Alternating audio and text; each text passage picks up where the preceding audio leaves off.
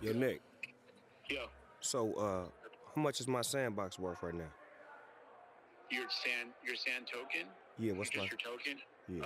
4.8, What did it start off at? $300,000. So it's at 4.8 million Yeah.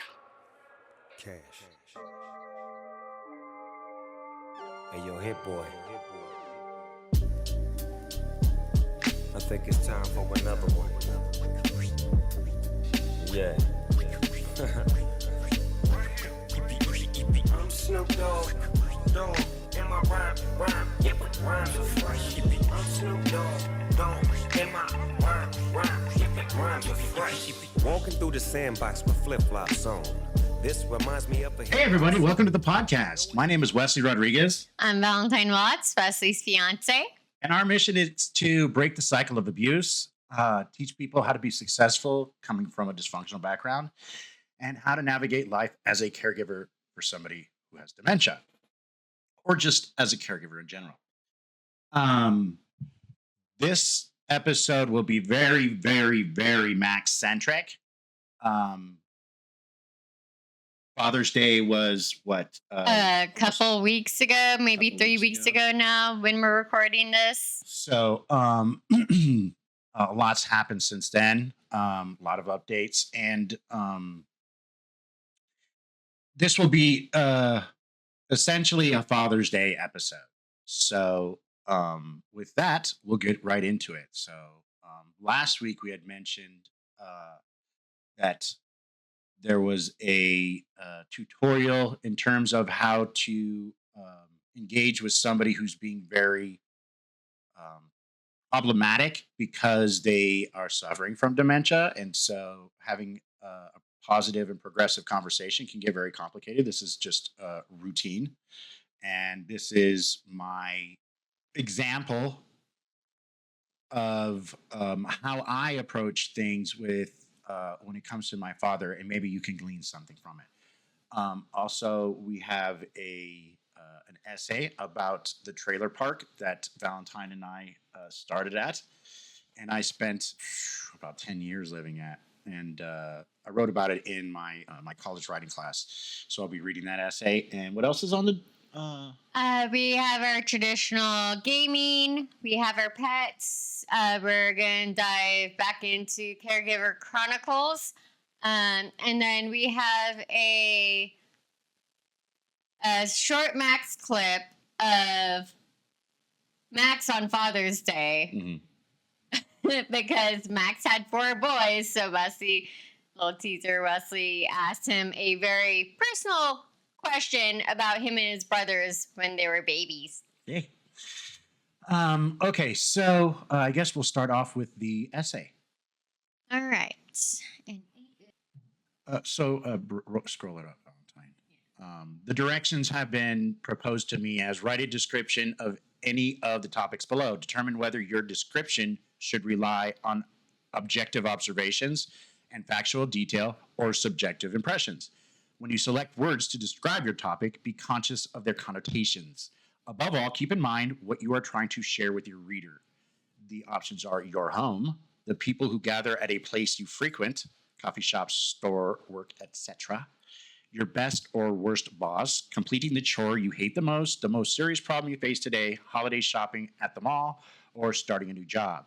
So I chose your home, and mine happened to be a trailer park. Go ahead, Valentine. All right.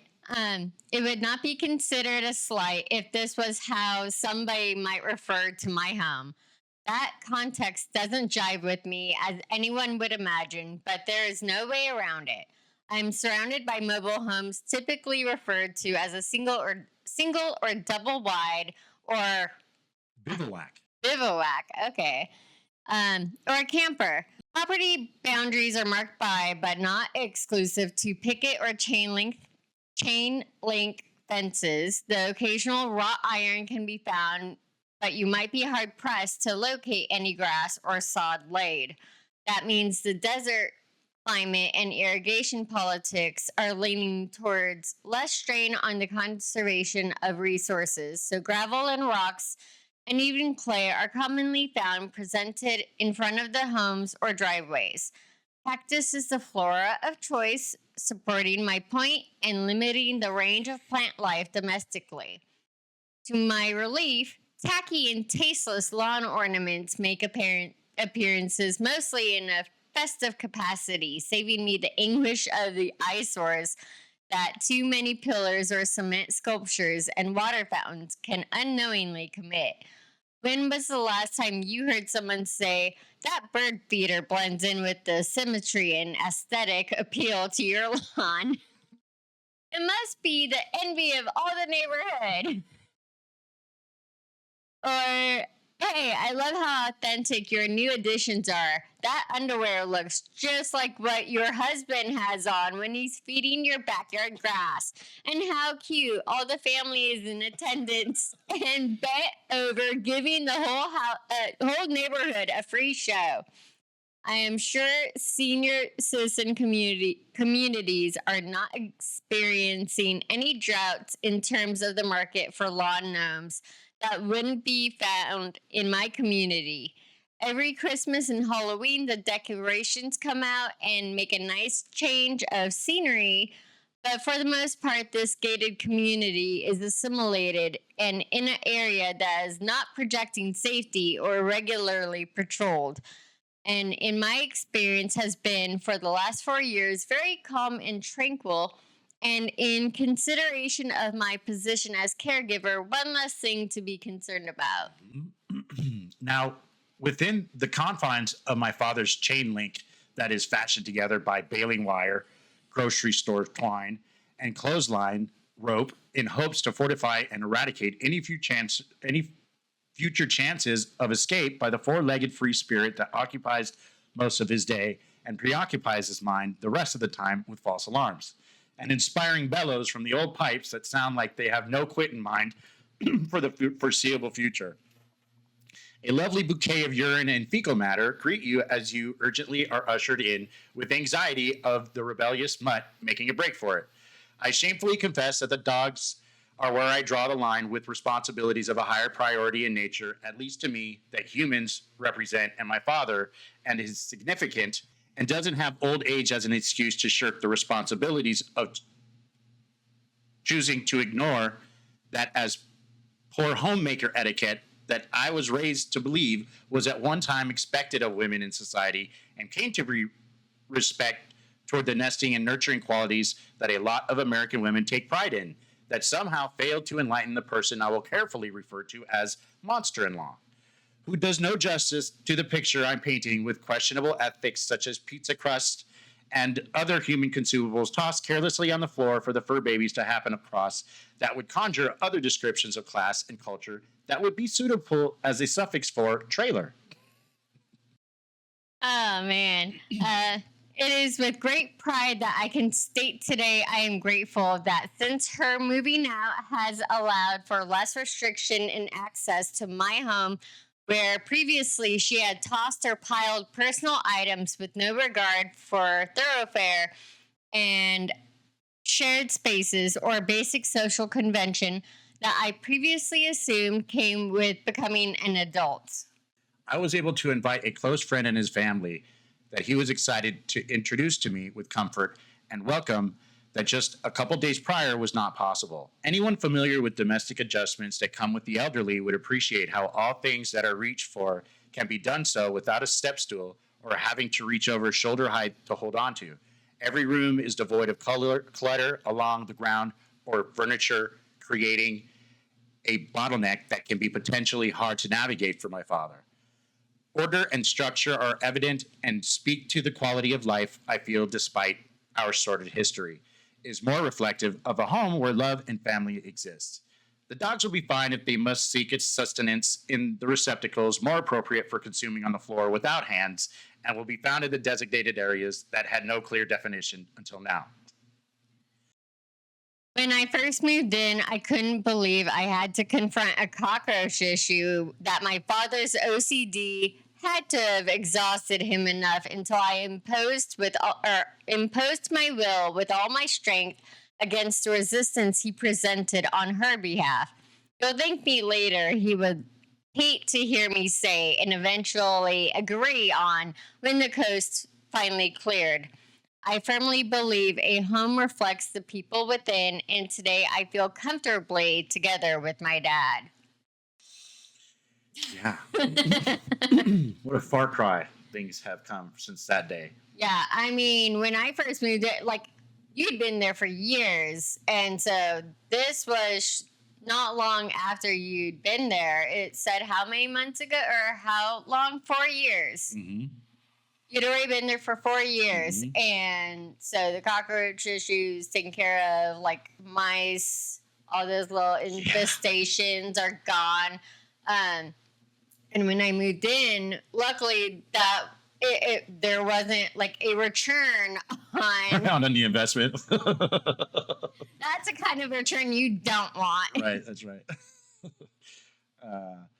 So yeah, it was quite a journey just to get through that hum, and we'll be showing images of what it looked like, because that plays into the next story that we're going to tell about how I had to sell that home and what happened in that circumstance. So Valentine and I had no experience on selling a home. Neither No one of us. idea what real estate even like entailed. Like, we understood the basics, but like we just posted it on Facebook Right. and like took pictures, and we were very adamant on like as is, because Max is this old dude with like SSI, and that's it, keeping him afloat.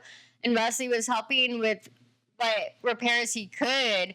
But like the house needed so much more love and care that we could not financially My take family, care of. what they didn't realize was I had tapped into my 401k living there, and before I moved out, I had depleted it, and a lot of it went into just caring for that home. I won't say how much that was, but anybody who understands 401k, that can be a significant amount. In my old age, at like, I think it was like 45, 46 when I tapped into that.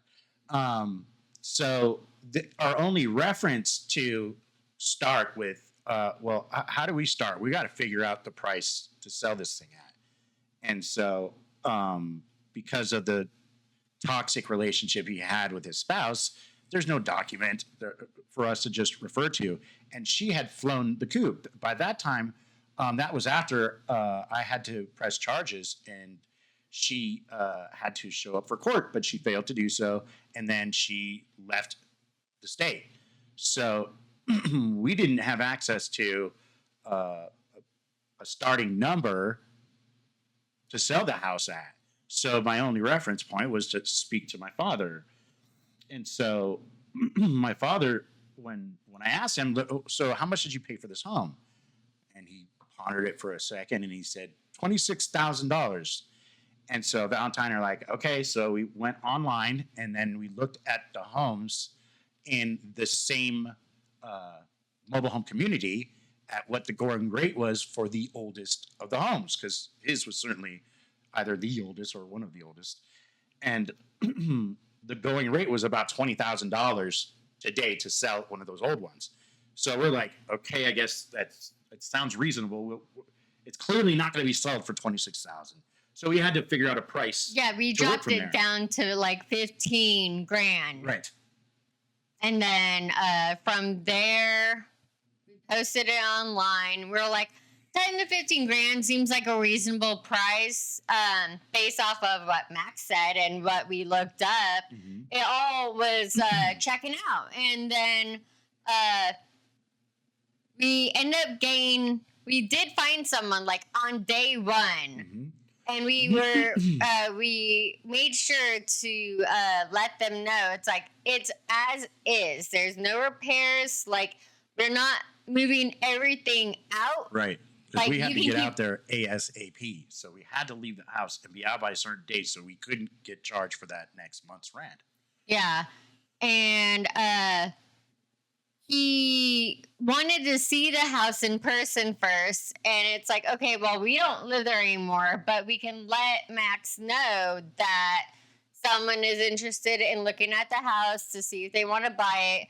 And the guy, oh man, this was such a trip. He He goes to see the house, and then he responds back saying, I don't think I'm going to take it. And so we because he offered 9. Right. He offered 9,000 and Before then we go ahead seeing and it. check it out. So he went and checked it out, and then go ahead. Yeah, and then he was like, I don't think I'm going to go with it. And me and Wesley are like, shit, like we need to make a deal, and no real other offers have been made yet.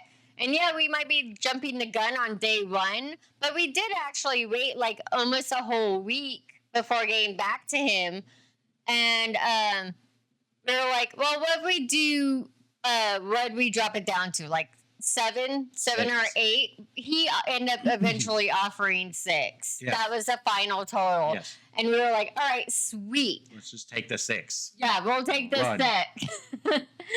And so, Except there was no running. We had to get the lease agreement signed by both parties. So we had to get Max's ex-wife to be receptive on cooperating. We need you to sign this paperwork so we can sell this home.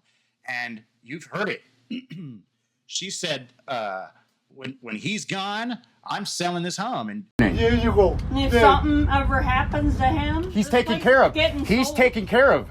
and I thought that she was going to be a problem, but she ended up. yeah, no, the paperwork we end up giving her, because basically with only $6,000 being the top offer, we're like, all right, well, we don't want to split this with her. She dipped. She left her dogs behind. Like, Right. she didn't put any money into getting the house fixed in any capacity. So we're like, look, this is what we're getting offered. It's not a lot, and Max kind of needs all of it. And so we convinced her. She didn't protest. No, she Yeah, didn't protest. we We didn't have to convince. She was No. like, I don't want anything. Go ahead. We asked her, the paperwork was to get her name taken off the title. That was what we needed from her. Right. So that there'd be no further complications moving forward. So then when it came to actually selling the house, we just had to worry about Max's signature, and that was it. Right. But the process of just getting Melinda's signature for that first paperwork took forever, because the guy that we were selling it to was kind of dodging us and making excuses. And it's like, you've had this paperwork for how long? Like, he didn't even send the paperwork right away No. to her. It was He all waited delay, almost a week. delay, and we were getting so stressed out. We didn't know if we needed to drop out in the sale and try to go with another buyer that we didn't have at the time. And that was when we had found out that Melinda had she had removed me as caregiver. Oh, yeah, there was that whole debacle, So too. we didn't know if our income was going to be coming in, and we had to get that reset, because when she had left, she tried to do as much damage as she could before she left, and she did a lot of damage. Because I was unemployed and I had to get Medicaid signed back up with my father. She told him that he didn't need a caregiver anymore. So she was about to abandon my dad without a caregiver, without anybody taking care of him.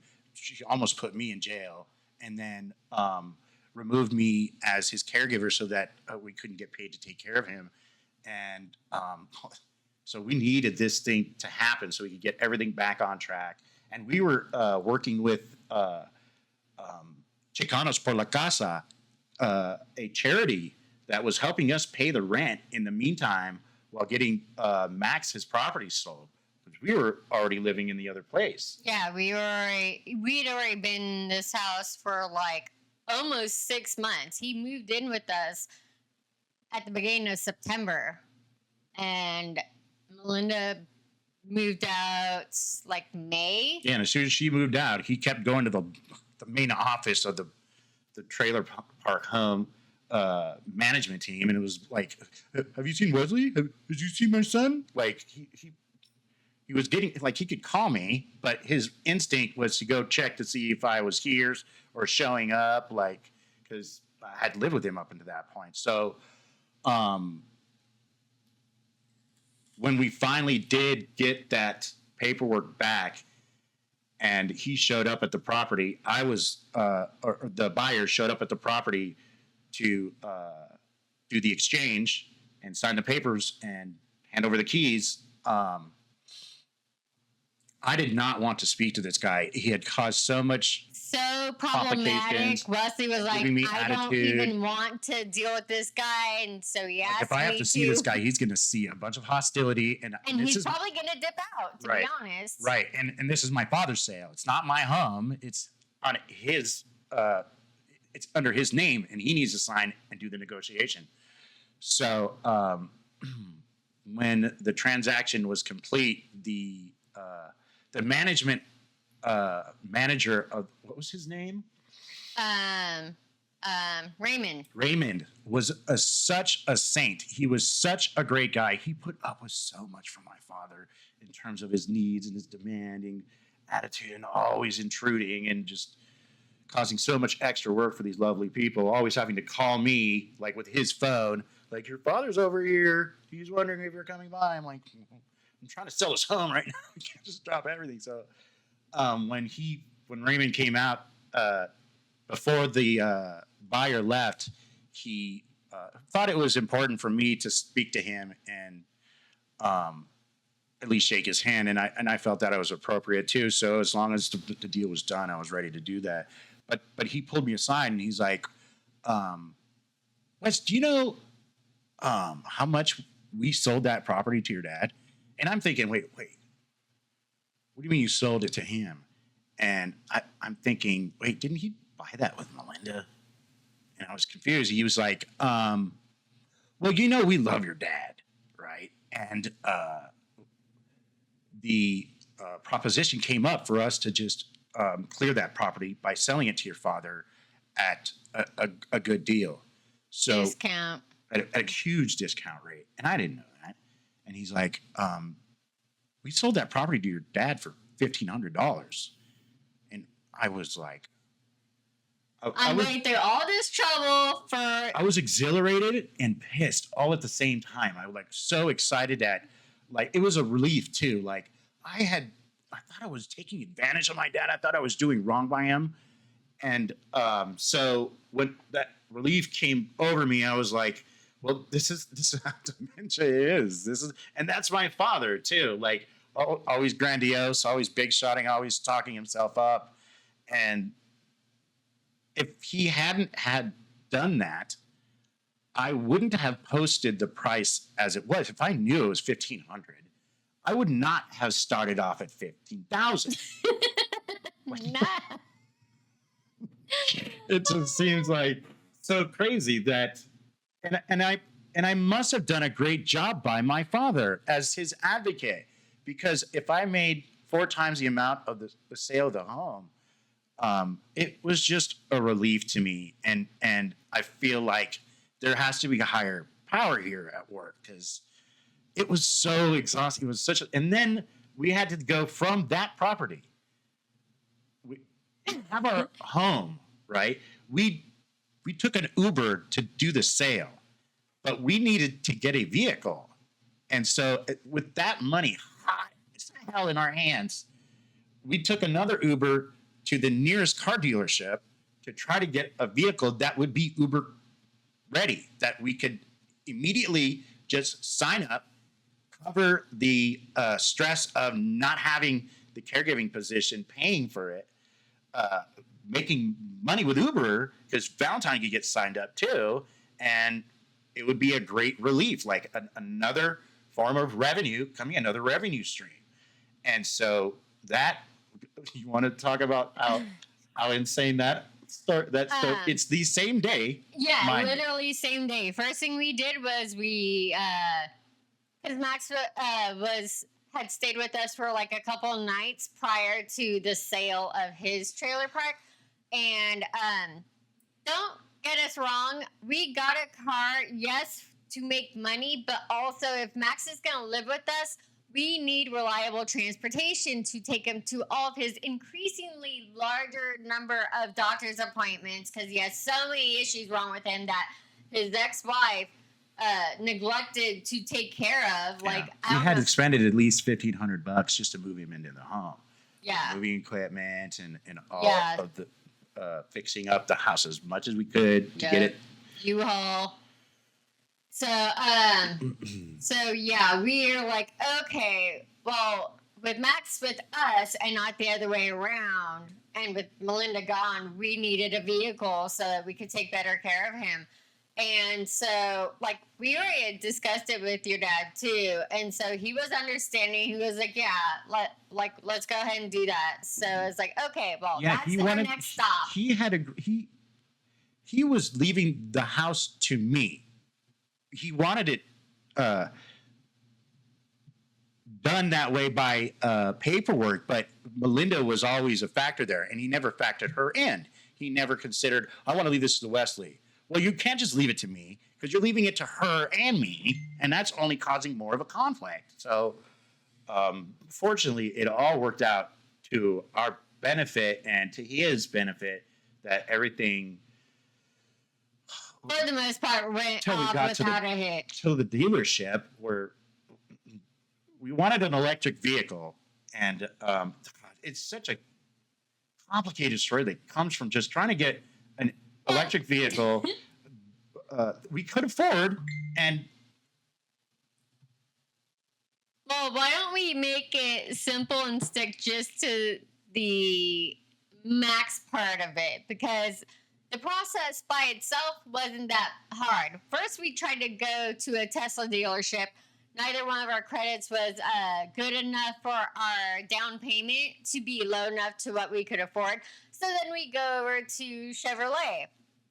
And we did find an electric car that we liked. The salesman was like, we told him right out the gate that we wanted it for Lyft or Uber, whichever one we were going to do. And then also we stated we needed to make a road trip to Sacramento, which is like 500 miles away, almost 600 miles away. And he's like, oh, then you'll love this car, because he said he had one too. He even showed it to us. yeah, 2018 Chevy Bolt.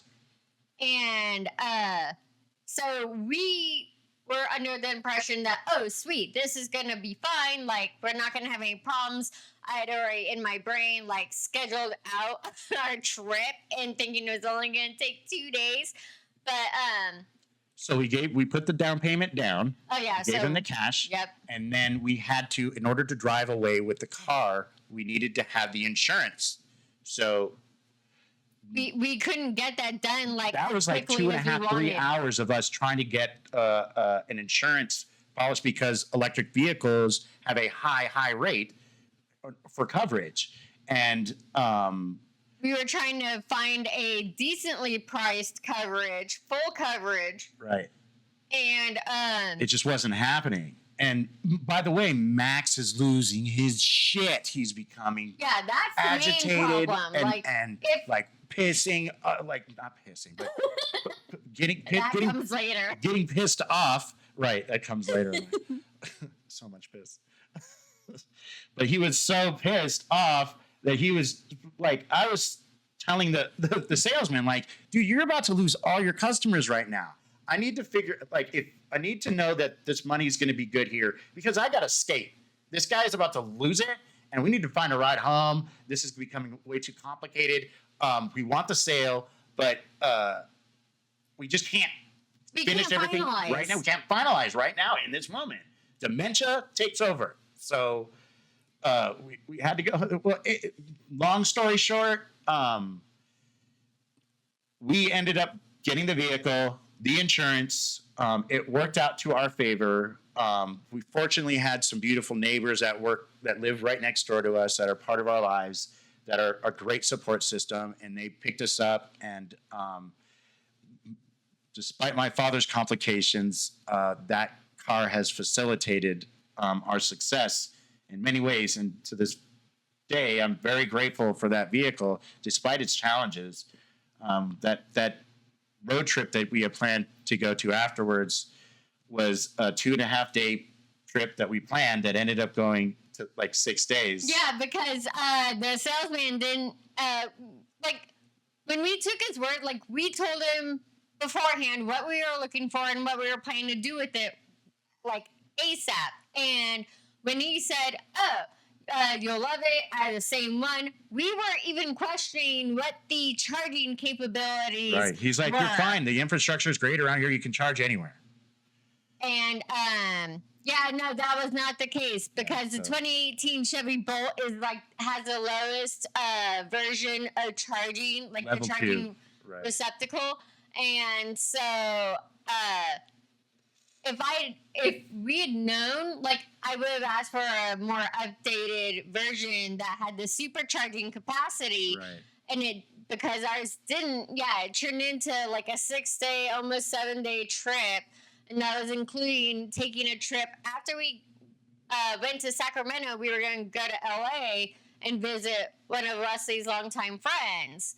So, and spend a night. So it was just all that. It was the road trip itself on the way to Sacramento was so stressful. But getting to understand how the car worked and the regenerative braking. Yeah. That was actually a fun experience, going through the hills on the way to Bakersfield and finding out, I'm actually, like, you can, if you drive correctly in an EV and it has that ability to regen your power as you're on the road, like, depending on how you drive, you don't have to lose miles. No, you gain at them all. tremendously, depending on the incline and the rate at which you are letting off the gas, and if you're using the extra features that maximize that. Yeah. So we're grateful to have that Chevy Bolt. I called it Mjolnir. That's our little Mjolnir lightning bolt, like Thor's hammer. Thor's hammer. Yeah, you know what I'm talking about. So thank you, Max, for allowing me this. He gifted that home to me, and we sold it. We turned it into a vehicle, and it helped forward our progress. Today, Max's condition is not so good. He is in the hospital, and he might not be able to come home, and it hurts.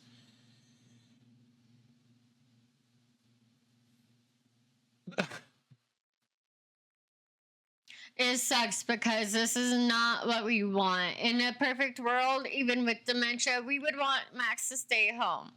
But it's getting out of our hands. When he he's needs refusing, professional help. to get medical treatment, he's complaining about being sick, and he won't go to the hospital, and he doesn't want to go to the doctor. And the next thing is to just have an ambulance come and check him out. And when he's refusing to do that, it means that it's out of my hands, because I can't care for him if he's going to fight getting treatment. And it's causing too much conflict.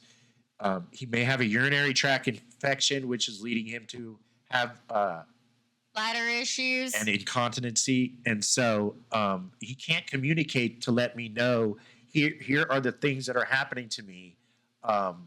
This is what we need to go talk to the doctor about. We're just finding out as the accidents are happening. And it's causing conflict to get to the bottom of those things, and it's distressing him. And so his needs have now become professional. It's requiring a lot of our mental security to be compromised, and our own well-being is compromised by him consuming a lot more than he is intending to. He doesn't want to. I have to believe that he doesn't want to be this much of a distraction, but his own innate nature is to get as much attention from everybody as possible.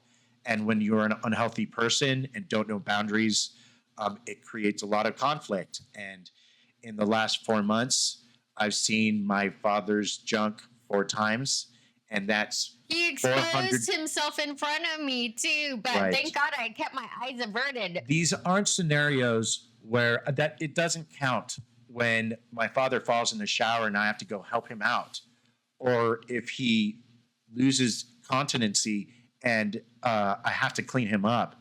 That's not the same as him being negligent and just careless and almost making a bid for attention in the only way that he can by just taking off his clothes and walking through the room to see if we'll get a rise out of us. And of course, it's not met with pleasure, as you would imagine. These things are hard to live with. And one thing that's making this very difficult is I'm not getting support. And as a matter of fact, I'm getting shamed. It's not okay. It's not okay to have this kind of toxicity in your life, but you can't control it. And you just have to make best with the experience that you've had in life. And what helps me understand if my family is going to shame me, like I'm abandoning my father, and this responsibility that I took on, this little puppy dog, is pissing the bed a little too much, and I'm abandoning this dog that I've adopted. If I'm so crude to you stating it that way, that's because that's how it was phrased to me by my family. Like, you took on this responsibility of this little puppy dog, and now you're going to abandon it? Like, it's not a puppy dog, man. This is a human being with a lot of complicated problems, and can be very abusive, toxic, and violent.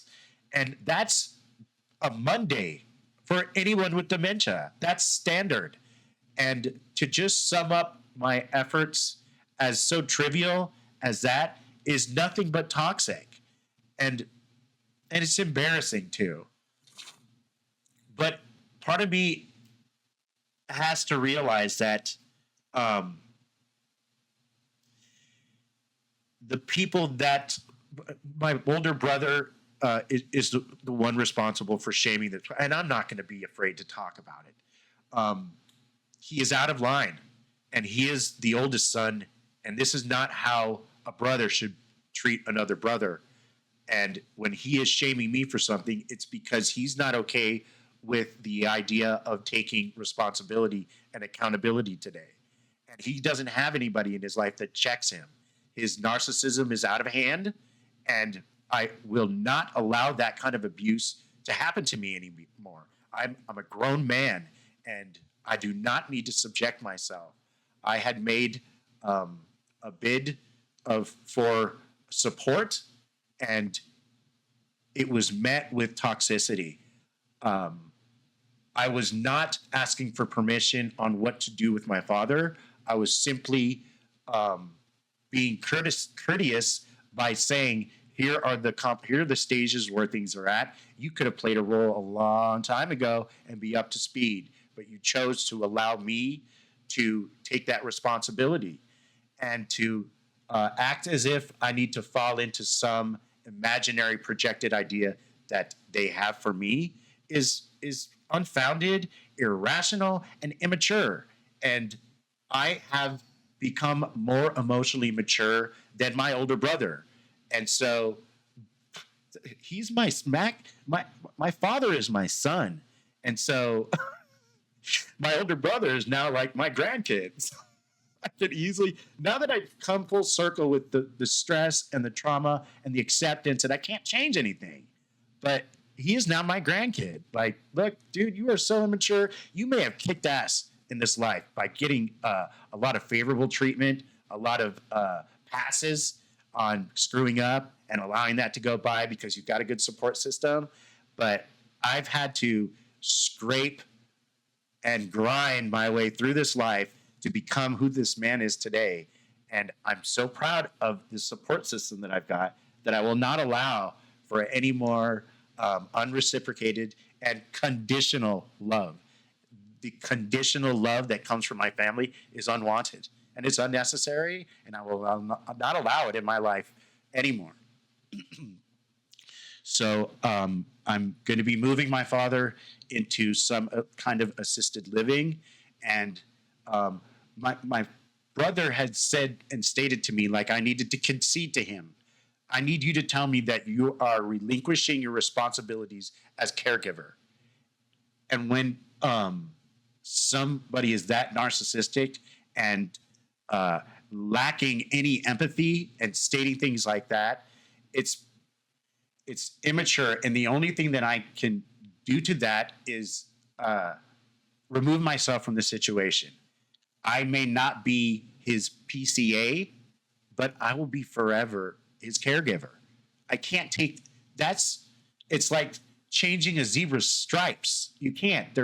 You can paint him whatever, but it's still going to be a zebra. Once you've become a caregiver and you've taken that idea on, that's who you are. And anybody who's been a caregiver knows exactly what I'm talking about. Whether you're getting paid for it or not, like some people just have that in them. Clearly, your brother does not have that in him. Otherwise, he wouldn't have talked to you like that. No. He doesn't have kids. Like, No. he's 50 and living whatever grand life that he has. Yeah, And so he doesn't, and he hasn't been the one around your father. Like I was saying to you that, like we make we have this idea that in less than 2 years, I have more equity with their father than any of the brothers do because, first of all, dementia has changed Max greatly. I've So said it he's before. He not- died. Yeah, He died he's when not he had the his same stroke man. and acquired dementia. Mhm. Yeah, so he's not the same man. And I think I know a lot more about your father today than you do. And my opinion was not greeted well because that's literally all I told your brother. I was like, look, you can consider it biased or not just because I'm with Wesley, but I've been in your dad's life for almost 2 years. And he didn't want to hear anything about what I had to say. No, 'cause And I don't wasn't exist. I don't exist to them. They can't. They don't have a capacity to see me be successful. Like they have this box that they put me in that I can't change, but they're kind of like expecting me to fail, and I've lived under that So reputation. do you think that's what your brother, like that's kind of the idea that your brother is leaning with? It's like, oh, Wesley's just giving up again. Yeah. Like, Yeah, what a loser. right. He called him a coward. Well, he told, your brother called you a coward speaking to me because I was like, Wesley had to like hightail it and take a walk. I hung up the phone on him when he started to steamroll me, and I wouldn't concede to him. And when I realized I wasn't going to raise my voice and I wasn't going to start yelling, like I did my part, and I have no attachment to your opinion and what it's valued to you. I did my duty, and I am so strong as a result of that I can just go, boop, bye-bye. I don't need to be your punching bag. Go through your emotional process of learning, taking this new information in. If you're going to lose touch with your critical thinking and let your emotions take over, that's not my responsibility. And for him to act irrationally, that's where I said goodbye. And then he texted me, did you hang up on me? Like he couldn't understand that could happen to him because he's such a raging narcissist. And so when I didn't respond, I responded to him, I can't reason with somebody who's going to refer to my commitment to my father as a metaphorical dog adoption. Like he's not a pet. Like and how can you be so cruel to refer to him? That's why I can laugh about it, because he's scared. He is scared of being in a position where he has to be involved with this man when his life is so good right now. You're failing to take responsibility because fuck, man, I don't want to even consider having to change my life to be a part of Max, my own father's. No, you're a piece of shit. Fuck you for giving up. And that's what it feels like. And that's okay. He's learning. And honestly, I think he's neurodivergent. And that's I've said it before, that's out of my hands.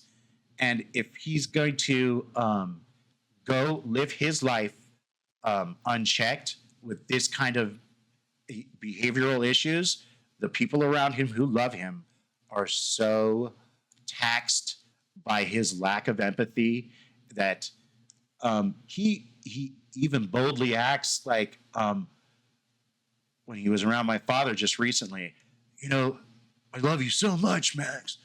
Or father, I can't think of him as my father. He's always going to be like Max.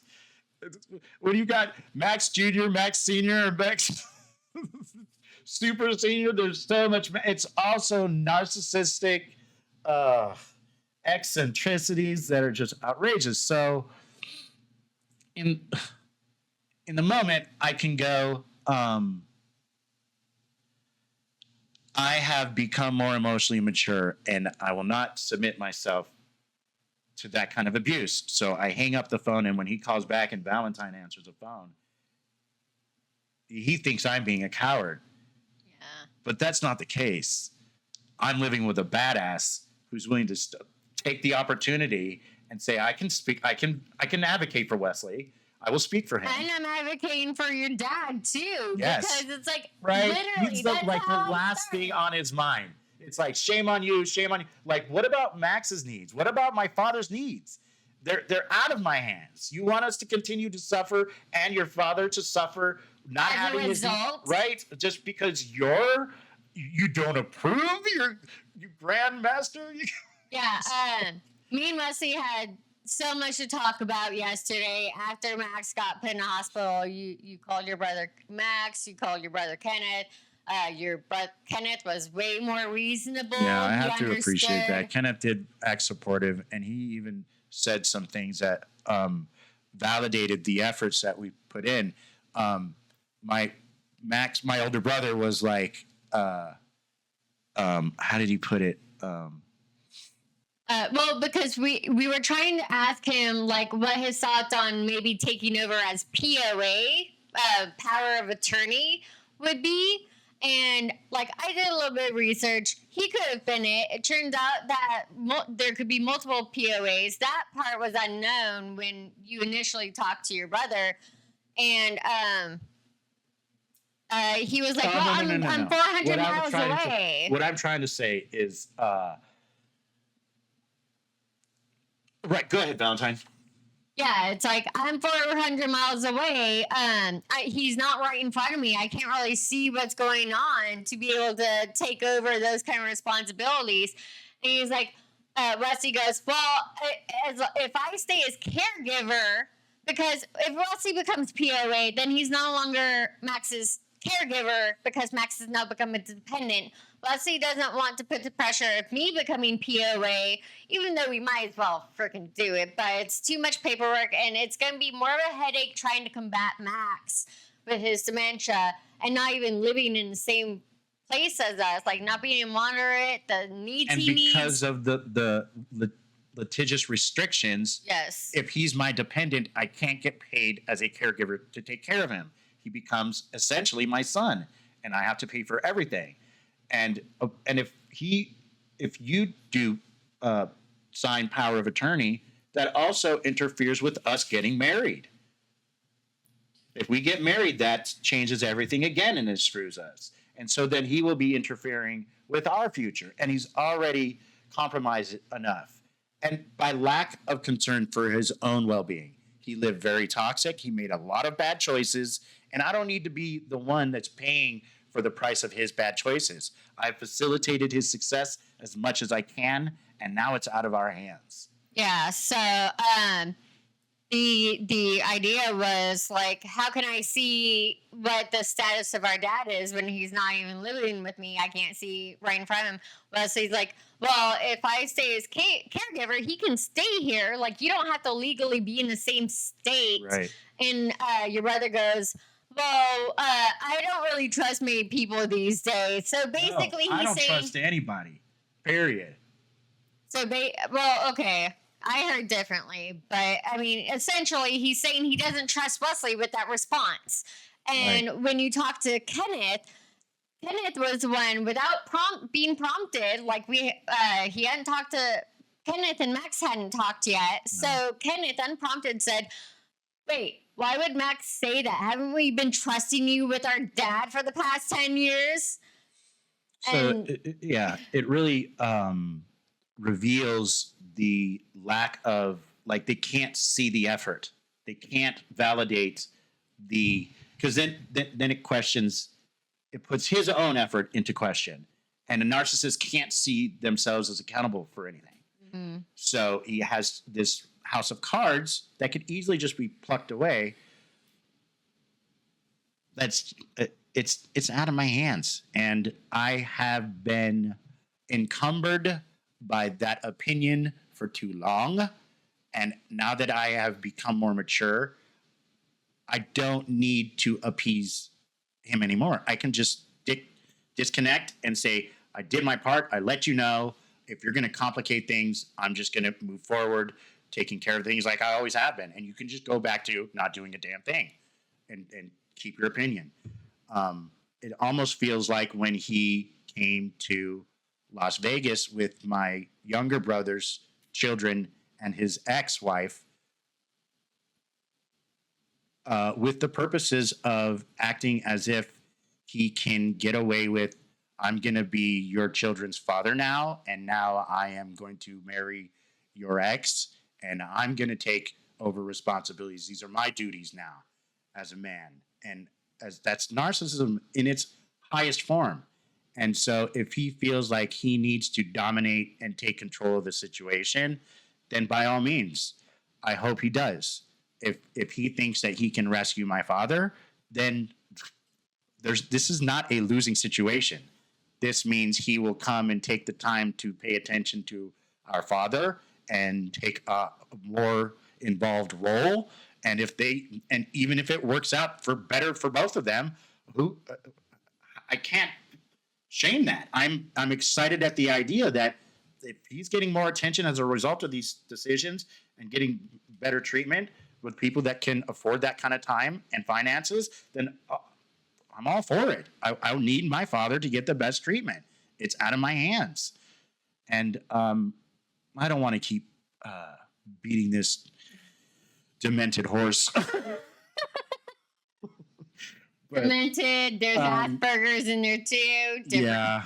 It feels like a lot of his decisions are unchecked neurodivergent tendencies and behaviors that need treatment. And I'm not going to allow that to affect my confidence and security anymore.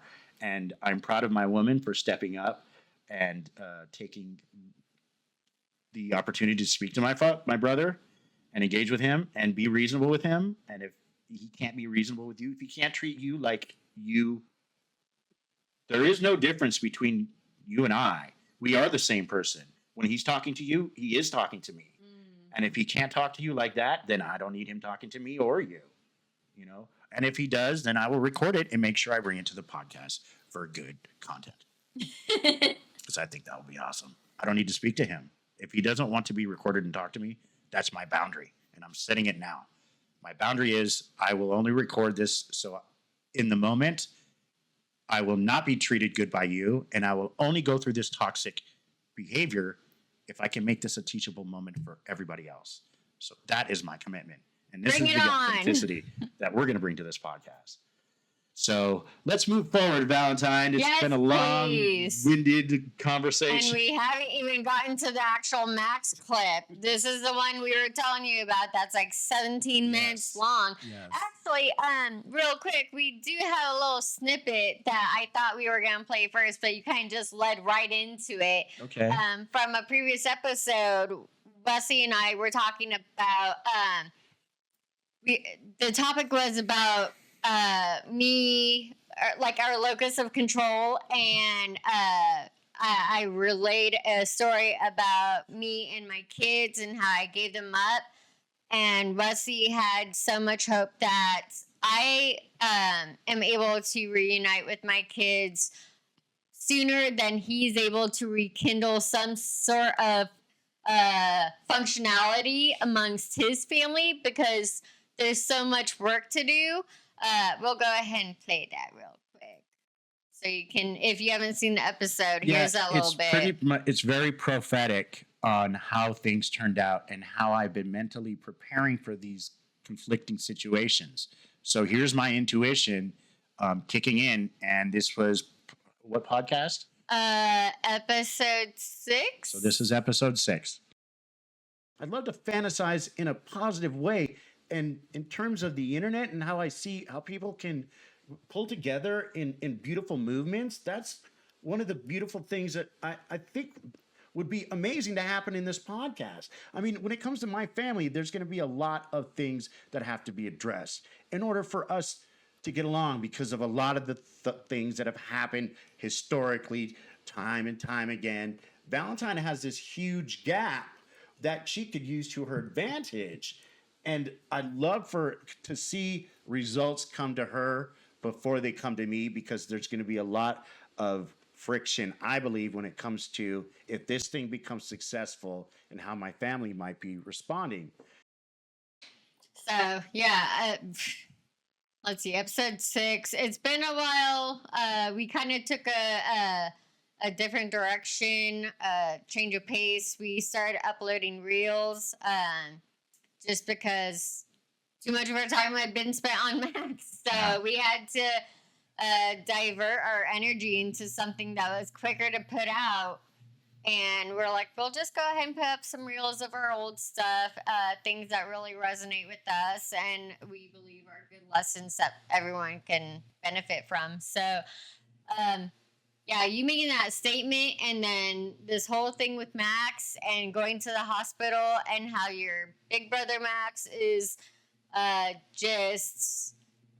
what was it we were saying? Projecting? Yes. Like he's projecting some sort of incompetence or inability to take care of their dad, and he's trying to shame Wesley. Right. Because Wesley's been Wesley's He been can't taking see care himself in that position, and he's scared of having to change his position. So he's projecting problems onto me.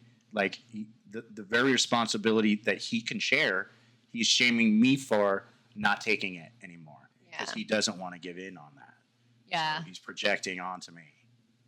But so this lengthy Max clip is so Max is in the hospital right now, right? So this conversation starts off with every time So ironic. Max and Wesley, like every time Max gets defensive and argumentative and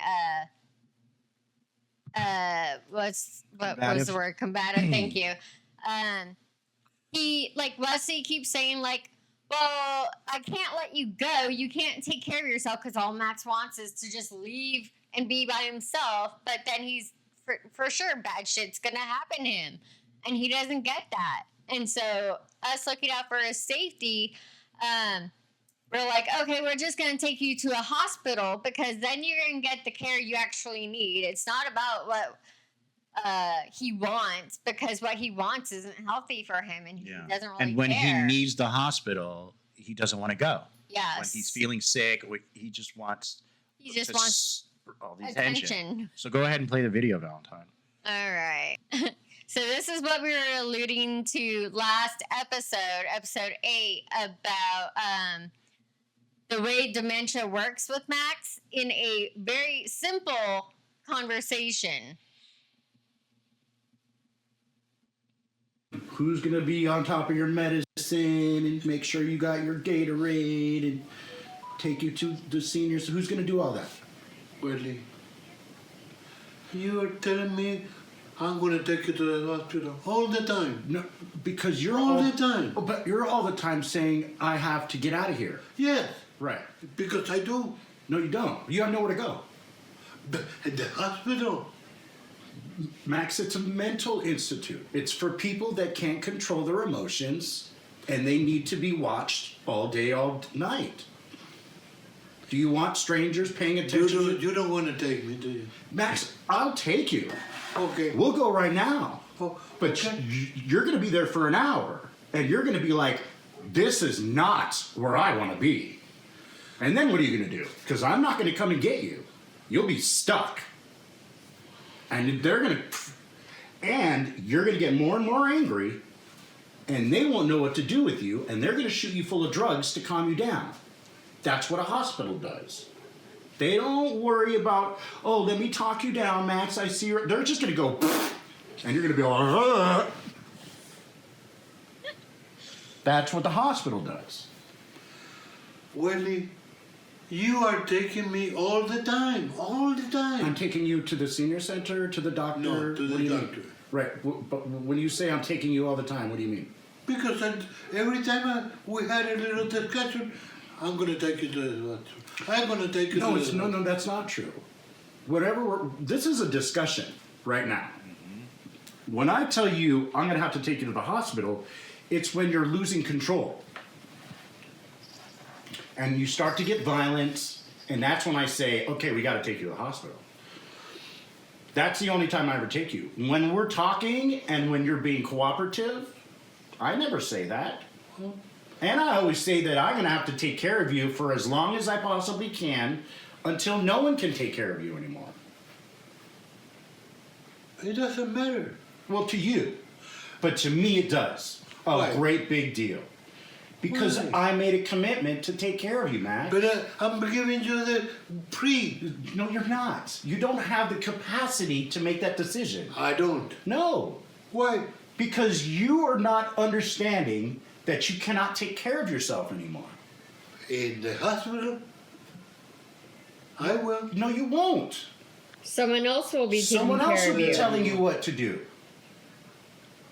And they're not going to have your Coke. They're not going to have your TV. But what? My TV? They're not going to have anything for you. Thank you for bringing Relax. up his TV. I am relaxed. Okay. My TV? I cannot watch it.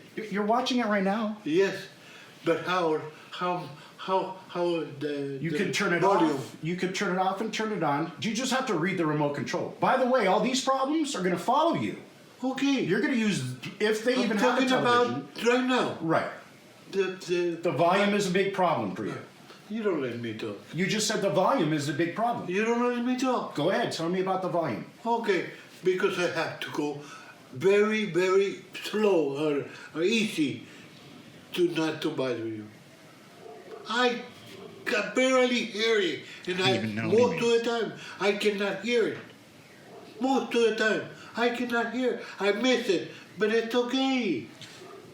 Because you don't want to read the remote control and say, "Oh, the volume button is right I here." know that. Well, so Because what's- I don't want to bother you. yell at me. You Don't yell at me, You're not Max. going to listen. don't yell at me, Max. I'm not yelling. Yes, you just did. Well, So calm down. I'm sorry, Wesley. I don't mean it. Okay, and I understand. Okay. By the way, perfect strangers aren't going to be this patient with you. When you go to the You're hospital, not patient with me. Believe me. Max, you try my patience, and yes, I lose it sometimes with you. But I have Yeah. an unending well of patience stored up. You just take it out of anybody.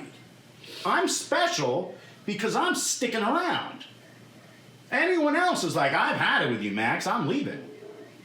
But I tell you, I'm never going to leave. I have made a commitment because a long time ago, you lost the ability to know that you're doing okay. You think you're fine, but you can't. You can't. You make decisions like, I'm just going to go leave and get something to eat. And then you get lost and you have to start knocking on neighbors' doors and asking them how to help you get home. These are decisions that you think are okay that are not okay. Why not? Because you're putting yourself in jeopardy, Wait. and you're making me go out of my way, dropping work, Wait. so I can come and get you. Wait. That's why it's not okay.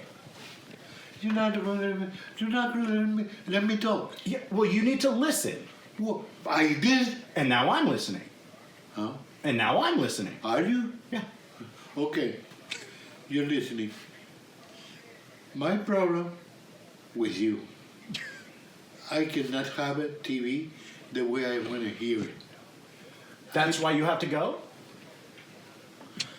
You're not, like I said, Wait a you're minute. not going to let me talk. I did let you talk. Let me say what you just said. My problem with you is you can't have the volume as loud as you want. It's always too little.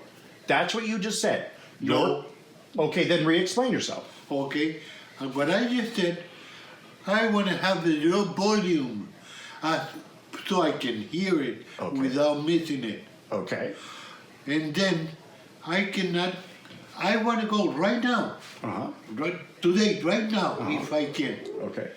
I want to go out get a, what a doctor, what, David, what's the name? I have no idea what you're talking about. Like how you refers to it as a her. A car that won't take me. What is it? Oh, an Uber or a Uber. Lyft? Okay. I want to take. That's Take what it, I Ubers. want. I want to take you to give me some haircut and volume for no haircut. Oh, a shave and a haircut, Okay. and then gonna take me back. Okay. What do you mean? Okay. What, Max? The I cannot do it. You can't do it by yourself. Okay. Right. Why? Right. Because you'll get lost. I'm not gonna get lost when I got a car taking me and coming back. But I can do that for you. Max, I'm not saying you can't do that. But I'm saying okay. But you can't just pick up your phone and go ahead and do it. Can you do it? Uh-huh. Well, then do it. Really? Of course. Go grab your phone. Yeah, go grab your phone and go order the ride. Oh, what? Go to your phone and order the Uber by yourself. I've never done it. Oh. I don't So know. you need my help. Possibly do that. I have not said no. What can I say, Wesley? Cooperate. And With what? ask. By the way, this whole thing started with you wanting to go to the hospital. Because- And hold on. And the more questions, the more that we discussed. Go ahead. Max, pay attention to me. Saved by the bell. She's not doing anything to you. No. No, she's not hurting you. She's not. filming it. Well, this is documented. important. Because. Well, tell him to- Hold on. Stop thinking you're about getting a. Bring it down. You're right. Let me discuss. We're having a discussion, and I want that recorded. Like the dad was. Especially Oh, really? This when is we're- important. When we're getting along. Yes. Okay. Okay. So the conversation started with you wanting to go to the hospital. But the more that I talked to you, we got to another issue. That was the real issue. You want to get things done. You want to get a haircut and a shave. And you want to get your volume fixed. So, Please. so I am, like I always am, willing to work with you. You're acting as if I'm in the way of all these things. But you are. No, I'm the one that helps you get everything done. Okay. And you can't do it by yourself. Okay. If you. Well, then do it. Go ahead, show me. No. No, order the car. Use your phone and order the car. You. I need you to figure out the math in your head. Like, fuck, I do need Wes's help. I have to cooperate with him. I want this done, and he will help me. He's not telling me what to do. He's simply saying, here's how I can help you. You sure about that? I am positive. Okay. I could take you, or I could put you in the Uber to go take care of it. But then you need to call me when you're done, so I can send a car to pick you up and stuff. You can't do things by yourself. And I'm not saying that I need to hold your hand either, but I need to set a structure so that you're safe. And you're not out there wandering the streets talking to strangers who will take your money when the wrong person comes into your... Wait. The lady that you saw. Mm-hmm. It was making me. And very, very truth. Making me to come with her to my house. So you were victimized. Not victimized because she wanted to help me. So she didn't make you. No. She was helping you. Yes. Right. But I knew how to get home. But no, you didn't. Yes, I did. How would you know that? Because then you wouldn't have knocked on someone's door. I never did. But you gotta have it your way. No, I don't, Max. All I know is how many times have you Yeah. gotten lost and Yeah. I've had to come pick you up. You're right. Okay. About so that, you're I'm right. not being the problem here. I'm upset. You did. Why? You're saying that you could have gotten home by yourself. I know. Except When I was walking toward that house, that I talked to a lady, I knew that I had to come home. I knew the house. I knew the place. I knew how to get home. After I fucked up, You I don't found believe my me. way through. I don't, because I've had to pick you up too many times already. Yeah, one time. My head off. So in my head, my experience is that when you leave, you get lost. This may be one circumstance, and I can't prove that you're right or I'm wrong. I just have to take your word You're for right. it. You're right. Unfortunately, a lot of the times I take your word for it, we get into trouble. That's truth. Because I'm still willing to let you go This out is me there not being on your own. Can't. As long as you're safe. But you're still going to get into trouble, Max. But you're an adult. I can't keep you from falling down and getting run over by a car. If you want to go out with that risk, that's on you. But I need to do it so that I know you're safe, that I've given you So instructions. you're not letting. Yes, I'm letting you. Okay. But I'm not going to let you just go walk somewhere by yourself without letting anybody know. I didn't say that. Fair enough. So now we're making progress. I need you to understand that I will put you in an Uber or a Lyft. They will take you to the barber. You will get yourself a haircut. You will call me when you're done. I will send you another car to pick you up and take you home. In the meantime, I'll fix your TV while we're on here and you're getting your You don't have to. You don't have to fix Well, my I'll TV. fix it. So the volume problem is I have a volume. so all right. You well, don't feed me. well, then don't worry about the TV. No, I'm you not. just need the haircut. And the tape And the is shape, like it. right, And I might. There is the barber I go to is right across the street, right next to Walmart. I will put you in the car. That's what I want. Then I'll take. No. Don't worry about it. They're going to give you a don't. shave and a haircut. Don't. That's what you want. It's a barber for men, so they will shave your face and cut your hair. I don't. About money. You will be able to pay them. You have How? your card. Huh? You have your card. There's an ATM right there. Do you want me to take you?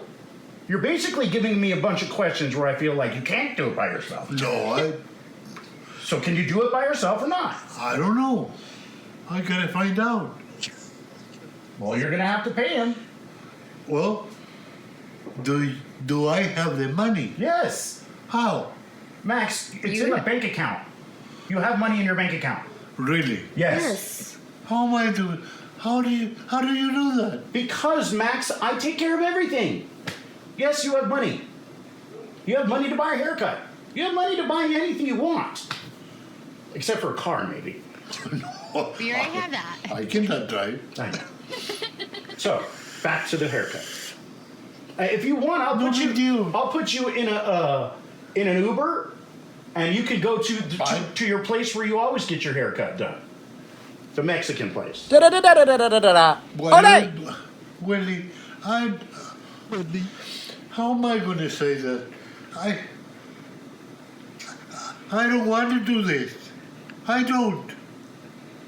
I mean it. I really don't. But you want a haircut and a shave, and you can't just go by yourself and get that shit done. I know that. So I need to help you get it done. Can we stop making this conversation going around in circles? You need to get the haircut. You know what would be the easiest? If you stop fighting me, let me put you in the car. We'll take care of it. We'll pay them. I'll wait for you to get your haircut, and then I'll drive you home. That will be the easiest. You're not going to take me? Matt, He just said he would. I just said that. The easiest thing to do would for me to take you. Oh, okay. Okay. So Are is you that ready? agreeable? So put on a shirt and we're ready to go. Okay. Okay? No big deal. All right. Okay. No, don't. I don't have to deal with the phone. Oh, What? I said no. You don't have to deal with the phone. Thank you for your support. You're welcome. The Valentine. Valentine. Yes. I went to the doctor yesterday. Yes. They put you give to you task, all Valentine. kinds of instructions. Yep. I have the packet, and I have to call Dr. Ng's office and get that situated. So there's a lot of stuff that has to be done, I know. and we're gonna help make sure it's completed, okay? No problem. All right. So No get your problem. shirt on and let's get ready to go. I am. Okay. Are we Okay. good? I love you, Max. Are we okay? Thank you. You're welcome. You're welcome. Appreciate it. Okay. Come on, let's go.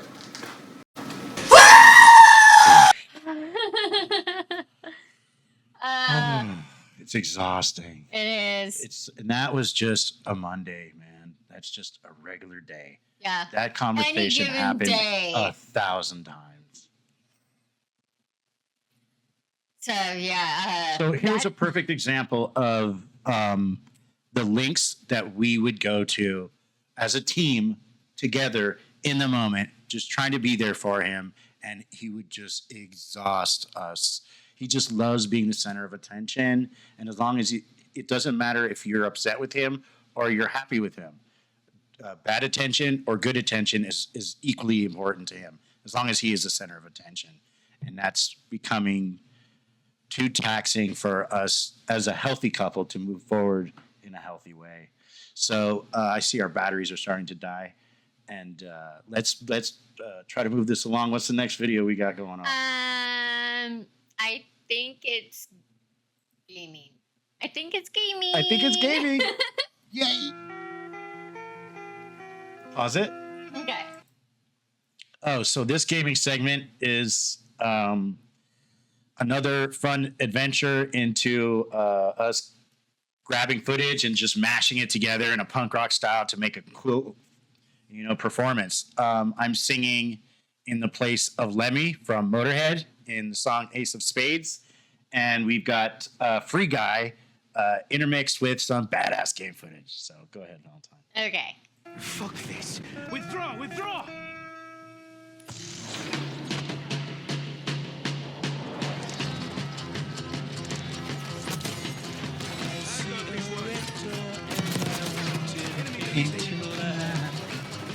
Eyes on hostile concussions.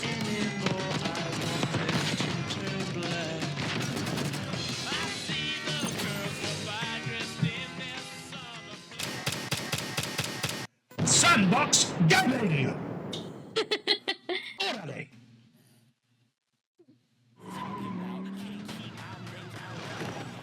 You're so hot. Oh, I know.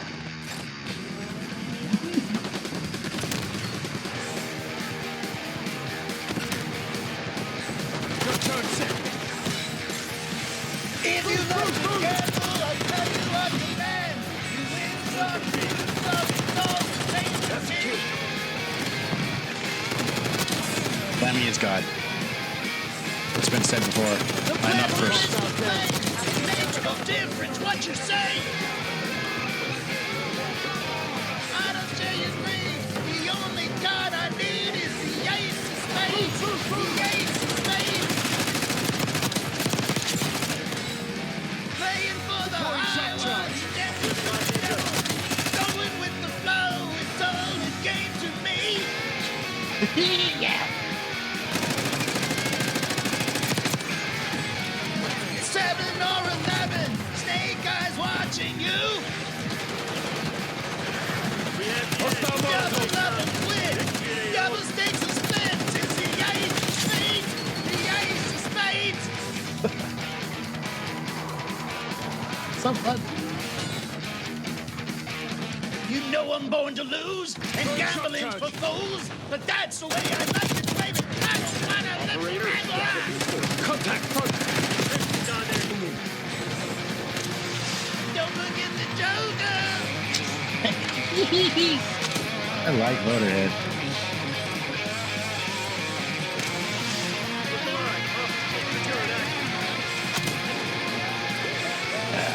Nice edit.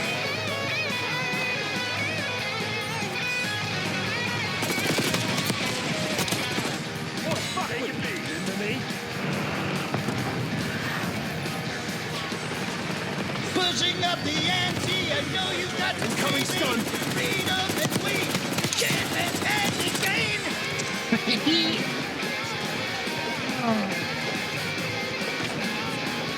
I see it in your eyes. Take one look and die.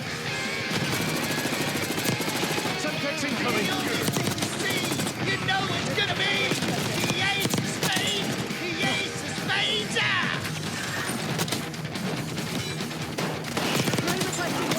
Yeah. Go ahead, bring it. Come on. Come on.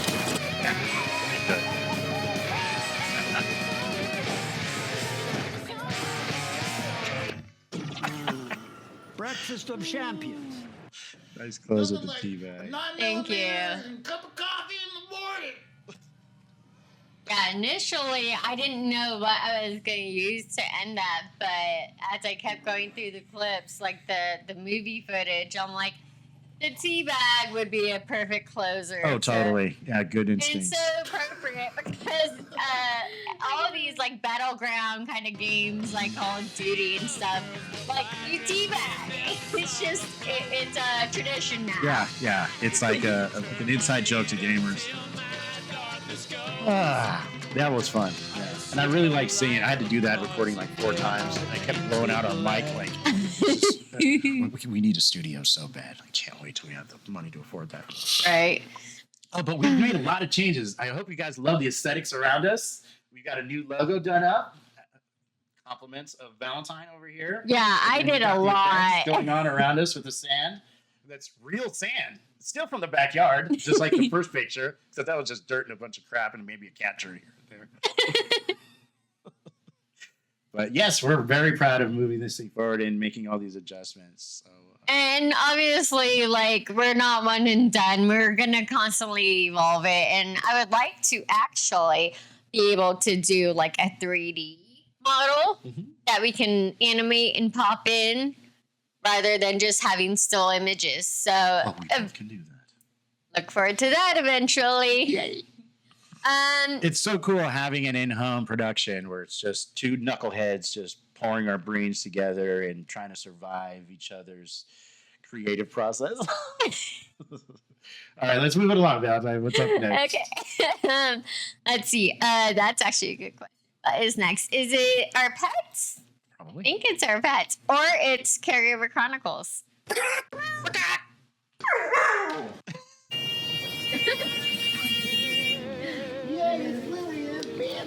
Oh, I want to pause this real quick. Okay, so we're in Vegas, and there is a smoke shop, a vape shop that we go to that's not that far away from us, and it's called Rockin' Vape, and we love the girl who's there like 5 days a week, Monday through Friday.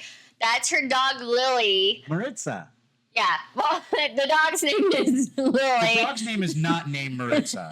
The dog's name is Lily. The other's name is Maritza. And yeah, we go in there like every week or every couple weeks, and we love having conversations with her. And she supports the podcast, so Yeah, we decided to give her a little plug here. yeah, so if you guys are into vaping or smoking, using some sort of electronic form of nicotine, like, we highly recommend going there. Their prices are not outrageously expensive. Like, we are able to go in like. Plus, it's a cool vibe. It's so a cool. vibe. And then there's all kinds of rock and roll memorabilia everywhere if you like that. Hence the name, Rockin' Vape. So, rock and roll, and thank you to Maritza. Yes, and thank you, Maritza. We love you. and Rockin' Vape Smoke Shop. And we love Lily. So does Bandit. Obviously, here he is. Yeah. Okay, here we go. So very far from Hi, guys. home. Oh, Lily Bell. Oh, Lily Bell. Though I may have done some fools, You remember each other? why I never Never. Lily. I got spurs. That jingle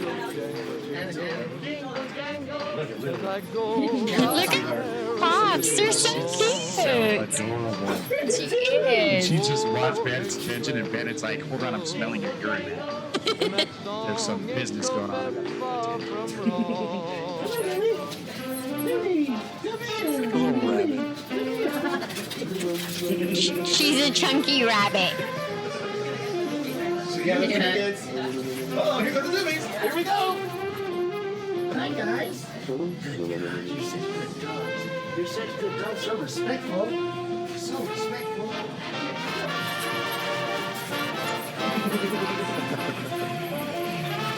It's a good song, too. She moved January. Hi, Lily. I know, Lily's amazing. Dude, he plays with a cat. So he's so careful with how he plays. The juxtaposition you're about to see. Yeah,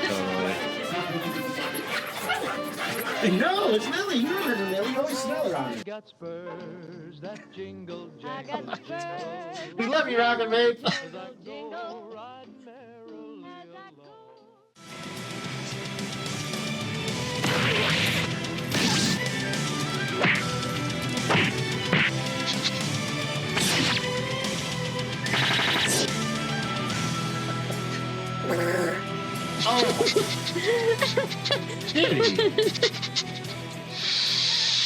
My God. Wesley, that's the chair. Okay, bye. Okay, bye.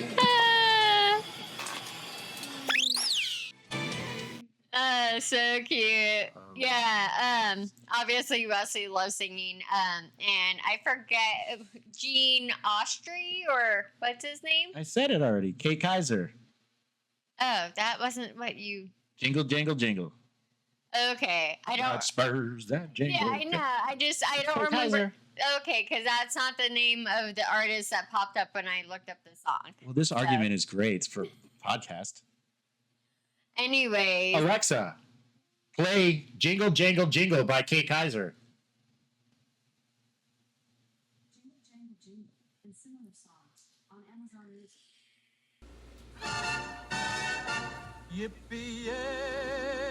okay. There'll be no wedding bells for today. I'm not doubting you. It's just I'm stating. pod. I'm just playing with you. I love you, Valentine. I love you too, Alexa. Alexa, stop before Valentine cuts my head off. Can we move forward, please? I love you. I love you too. All right. Next we have another one of our caregiver chronicles. I can't even remember what this one is. Oh my gosh, this is going to be so hard. Yeah. It's very cringy, but we're losing battery, so stop jabbering. Let's move forward. Okay.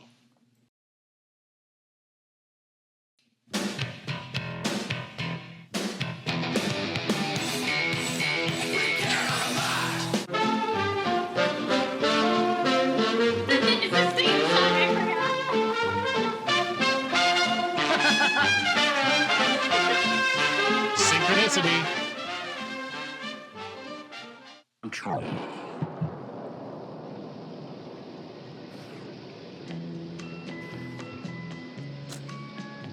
There's a face on the mother. Max, I'm trying to eat my breakfast, and she won't clean herself. And I'm asking, please, please, please. Go to your room. I can't eat with your stink in the kitchen. Go to a different room. I need to eat. Dude, you're so white trash. It's absurd. At least I'm not black. Oh, shit. Did she just say that? Yep. Why are you so racist, Melinda? Because you are making her. I'm making her racist, Yeah. Max? She was racist before they even met. You married an immigrant and you're gonna talk that racist? What a fucking disgusting human being you are. What did she just say about black people? Melinda, why are you so racist? Because I come from where you're taught to do that. What you talking about, Willis? So perpetuating it is working? What again? Say what again? I dare you. I double dare you, motherfucker. Say what one more goddamn time. Perpetuating that standard, is that working for you? Has so far. I'm not giving you permission to record me. If you're gonna be so rude, then I'm gonna record you doing it. You're such a princess. And I got a job to do. Your job. So just Breakfast. fuck you. You married an immigrant and you're gonna talk that racist? Your brain don't work. Your body don't work. Thank you, Patrice. Can't change your ethics. Rest in He peace. doesn't act like an asshole. Immigrant equals asshole? Wait, Yes, it does. What does that have to do with him being an immigrant? Because things aren't going right for me. I don't want no woman that no other guy's trying to fuck. I don't want a woman that I can send to the store at 2 in the morning. Because nobody's gonna try to rape her. Like, I go get some bread at 3 in the morning. Hey, cut through the alley, bitch, because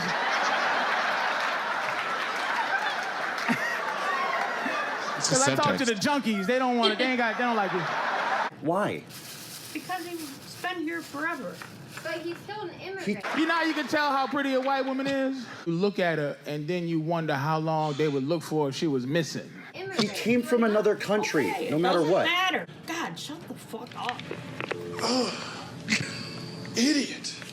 Your grandma. Don't bring anyone mother into that's this. not nice. What a disgusting statement. My grandmother was a matriarch. That's my grandma. Who was a matriarch in your family? Fucking Honey Boo Boo? How long have you been wearing that moo without washing it, Melinda? Well, Go. Get. no. Go. You go. I love the lightsaber. It's so toxic. Oh, it's so toxic. So toxic. I can't believe we endured that kind of behavior. But no one should have to endure that. I literally would not wish that experience on anyone. None of my brothers. So when they jumped to conclusions on what she and I had to endure to be the power couple that we can't wait to just take over the world by being, it's okay. I love them. And I wish they would be able to experience the kind of bonds that I've established in my relationship with this woman. I'm so proud to have you as my fiance, Valentine. I love you. I love you too. Okay. let's close this thing up with one last little Father's Day present. Yeah. I love you, Max. I love you too, Valentine. Let's just sign it off with this crazy little video. All right. This one's funny.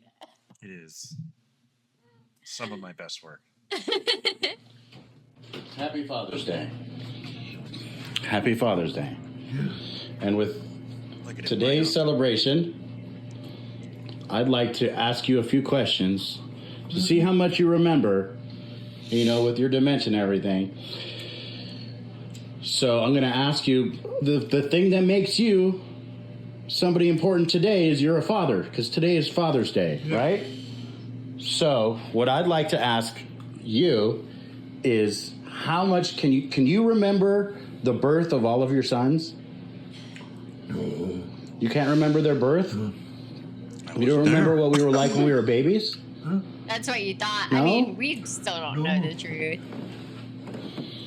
I know that my wife or ex, my wife, all the time told me, your son is born to us. Oh, so you weren't in the room? Oh, yeah. You were in the room? Oh, yeah. When we were born? Yeah. So you remember us all when we were naked little babies? Yeah. Just in the hospital or whatever, you saw them, right? I do. Okay, so who had the biggest genitals of all of your sons? Oh, God. How do I know? No. Come on, every father knows. No, Who had the biggest genitals of all your sons? Yes, you do. Come on, you know. Who was it? I don't know. Yes, you do. Oh, my God. Come on, because we're babies. You see us naked. Who had the biggest little penis back in the day? Gosh, I don't know. You don't know? Shucks. No.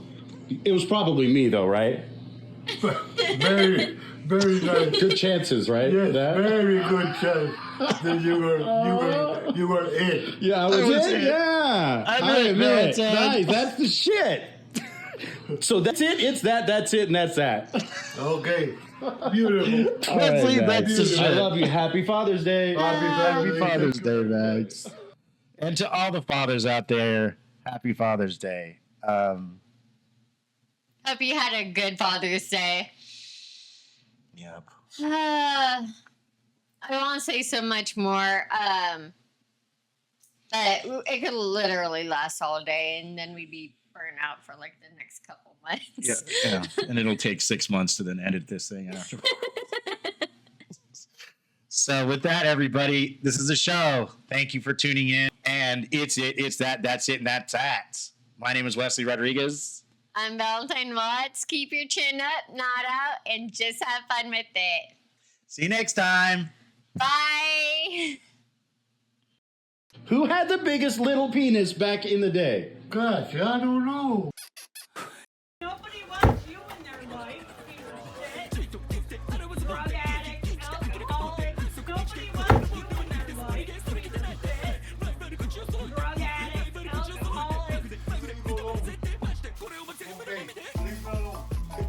bitch. Oh, give it up. Give it up. Because of you. I don't shut up. Because of you. This bitch.